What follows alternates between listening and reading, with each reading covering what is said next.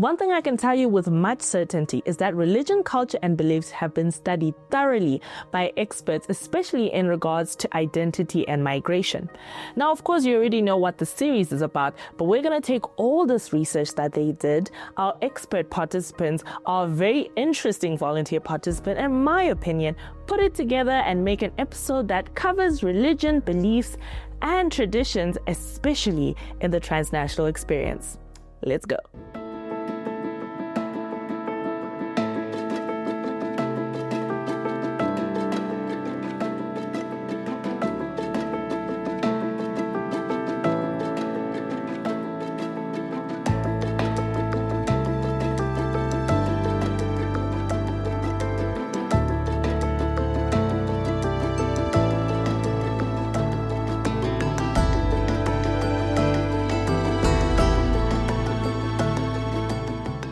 The title, Culture, Religion and Beliefs, is a long title with an even longer conversation. How we're going to fit it in one episode is a mystery. But don't worry, we're going to go through it one step at a time and I will guide you all the way through it. Hi, I'm Tanya Masari and today we're going to be talking about religion, beliefs and culture, especially in the context of the transnational experience. Now, like what I mentioned before, this has been researched, much like many of the topics we're covering, but we're going to talk about it in a more relatable way, in a way that you will be able to understand and process and maybe relate to better. Experts like Stuart Hall, Homi Baba, Jonathan D. James, Katie Gardner, the Nyamjols, only to mention a few, have done thorough research when it comes to culture and religion in these different spaces, specifically in regards to identity.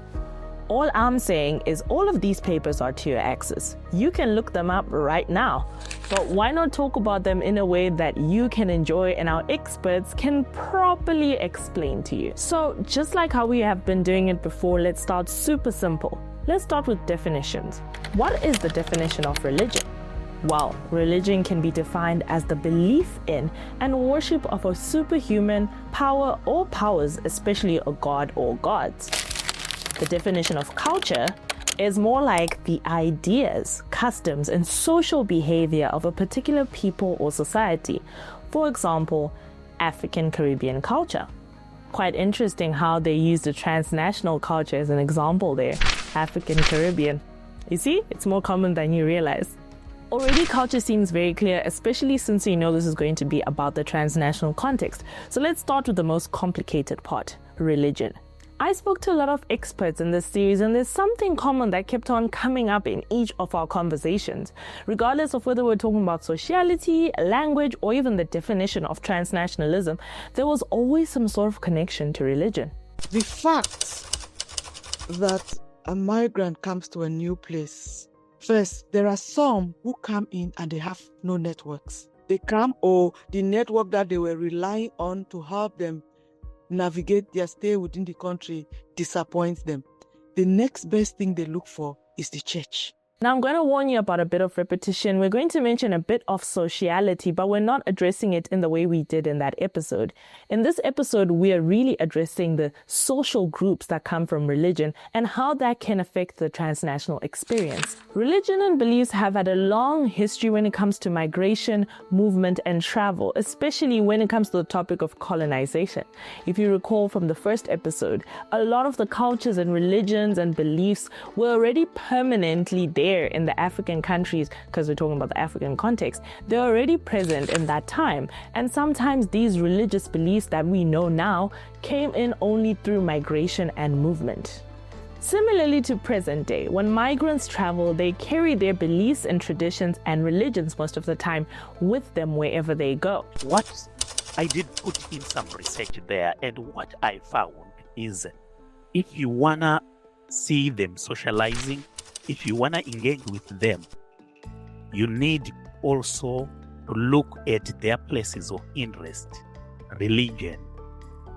And I will say Christianity, mostly for those in Southern Africa, you will find out that most of them do go to church. And they do have their own churches, which are, which put into consideration their culture.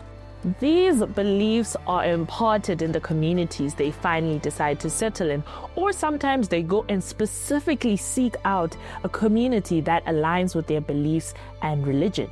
Recently, in some places, hosts welcomed the new beliefs and used them as a form of bringing in a sense of home for the immigrants, which is a complete contrast to how religious beliefs were used as a tool for colonization and oppression before. Let's hear a little bit more from our participants on how religion has had an impact on their transnational journey. I am a Hindu. I would say it's not as religious, or like as what would the word be? I'm not as devout as what you would see out there. I do believe in stuff. I do go to the temples occasionally. In the UK, where I was studying, so it was the St. Andrews, there isn't like a temple. So basically most of my years there, I didn't have the chance to sort of go to the temple. There is definitely an Indian community, but we're all like early 20s, some late teens, just like students. I'd say with the sort of like increase in literacy around the world, more and more people are sort of like atheists or like half. And so you wouldn't necessarily have like religious occasions, but we would definitely have celebrations when those religious occasions were occurring. I have actually been reflecting about it. When I first came, I feared that I would never find a church or a Christian community that fully aligned with my belief system. And initially, my inclination was to find a church which is exactly like what I have back at home. So that's to increase the likelihood of, it being close to what I'm used to. But I was pleasantly surprised to join a random church. And they pretty much believe a lot like what, they hold the same beliefs as what I do as an individual. And that has helped or facilitated us forming connections and relationships, which have felt a lot like home, I must say. Yeah, it has felt like, oh my goodness, miles away from home, but we can connect on these grounds. So that has been really helpful. Now, culture seems self-explanatory. Everyone comes from a region that has a specific culture, specific traditional practices that are unique to where they come from. Of course, there are parallels, and these parallels make it much easier for transnationals when they move to a different place and they want to settle. But sometimes you're moving to a place that has a completely different way of life, completely different culture, completely different traditions. And this is where we need to adapt. And I think that's the key word for this episode, adaptation. I think that is the key to this conversation, because as a transnational, you need to either be able to adapt, go with the flow, or stand out. I think the other thing I have also learned or held on is the idea to fit in. Not necessarily to fit in, but the idea just to be human in places where you're different. And that is carrying along who you are, and not forgetting yourself in the moments of new places or new countries or new cultures, but embracing who you are also in those new spaces, because then people get to see you, and they also get to learn who you are, your culture, your ways of living, your experiences, and that in a way also creates like a larger ecosystem of diverse cultures where we can blend our cultures but still feel like we're in the same space and living the same kind of lives. So how does one navigate this?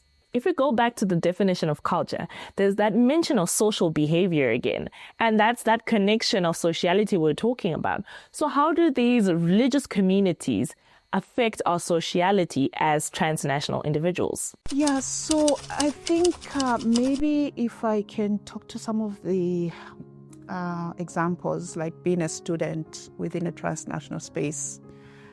What I observed was that there were certain things like, your Independence Day that meant so much within that transnational space, where you cook your traditional food, to just help you bring that piece of home within that transnational space. Yeah, so Independence Days were quite a big thing, preparing food as a transnational community or community outside your state boundaries.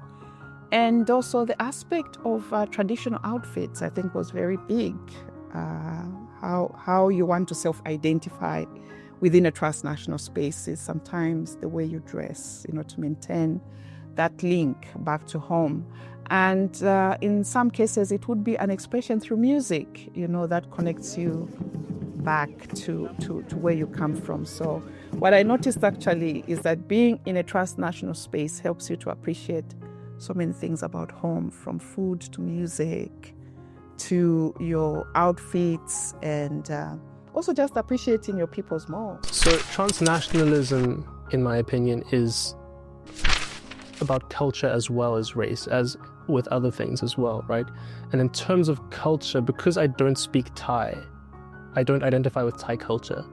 I'm not a Buddhist, I don't go to a temple and pray, but in terms of my mom's culture and the cultures that I've been raised around, I identify more with like Western, white South African cultures. My parents are not religious. My dad is, but he's more superstitious than religious. It's more of a cultural thing than an actual belief system. It's more of a philosophy than it is something that governs his entire life. So my family runs a church, right? And obviously this church is like not very African, but like very Africans, like Nigerians, South Africans, strangely not a lot of Zimbabweans. And so like the vibe in church at home in Joburg is very different from like the vibe in church here, where it's like we're singing like Hillsong. And also I do get that like a student-led church, like majority of the people involved are students. So the vibe is like very different, like from the songs and everything. And I think it was harder to find a church community when I got here, because the energy was so different. I don't know how to explain it. Like, it was so easy to be like in and out, whereas at home I can't do that. Like, I might go and sit in the car, but there's someone who will find me and ask me, and the adults are asking about like school and whatever. Whereas here I think it's like a lot more individualistic, and you have to actively go and find. I was in the church for like almost a year, and like not really like speaking to anyone, not going, whereas like in my church at home, which is like very Nigerian, there was that. It's interesting how our participants handled these situations. Most of them didn't even abandon their beliefs, which is admirable. And then some of them took it as an opportunity to reflect, whilst others continued to hold on to their moral beliefs, which connect heavily to religion and culture. Cultural diversity, I think a lot of people can be against it because it can create barriers or obstacles. But that just does not make sense in any sort of the way, because I think if we were all monotonous beings or homogeneous in terms of we all were the same, practice the same religion, same culture, that would make for such a boring world, and that would make for such a stagnant world, because I think diversity brings variations that are good for progress in general, right? So I always have the argument with, tradition versus culture. As people, yes, tradition is what we borrow and inherit from the people that come before us, but as culture, I think it's very important that we acknowledge that we are the ones that shape culture. We're the ones that impact culture. If the culture doesn't serve us anymore, then we shift it, or if the traditions don't serve us, we then shift the culture to serve us.